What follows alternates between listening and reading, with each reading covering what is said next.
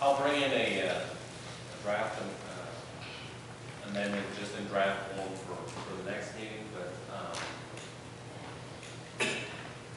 I'll just speak on behalf of our region. Accessory structures, accessory buildings used to be utility building, utility shed, and Justin may be finding this, or other people drive around the county. A lot of instances, cargo containers, for example. Yeah, like those pods and stuff. Yeah, these are a little bit, pods are more of the portable on demand, which you pay for in a short period of time, and then it's removed from the property.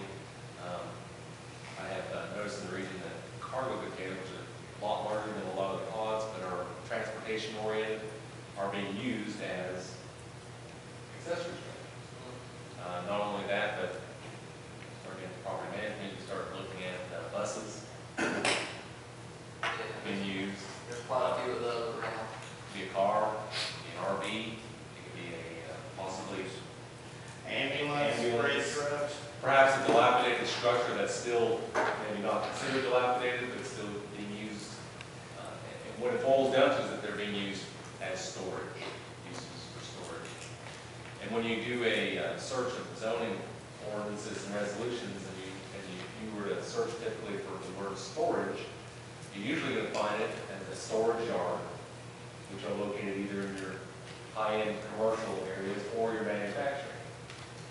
And so there are several places around the region that start looking at it as, here's what an accessory structure is, which is what you typically would think as far as layman, or utility building, utility shed, which you normally place into those, versus what an accessory structure is not, and start pretty much listing, here's the definition of an accessory structure, here's what it's not. You start listing those things that are not to be considered as an accessory structure.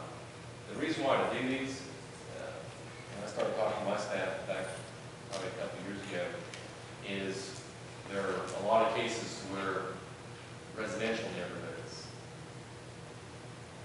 have a cargo container calling it a accessory structure. So the purpose of the draft amendment would be is to where you would look it over and see whether or not, what is reasonable to be considered an accessory structure. And of course, that would just be planning commission review, and that if it pleases the body, they would recommend it to the full county commission, where the county commission is the legislative body that has to actually adopt the amendment. So that's where it's come up, and it's not slowing down. There are also cases to where cargo containers, if you can imagine a life-size Lego set, where you're basically taking cargo containers and mounting them on each other and putting a roof on them and calling them a structure.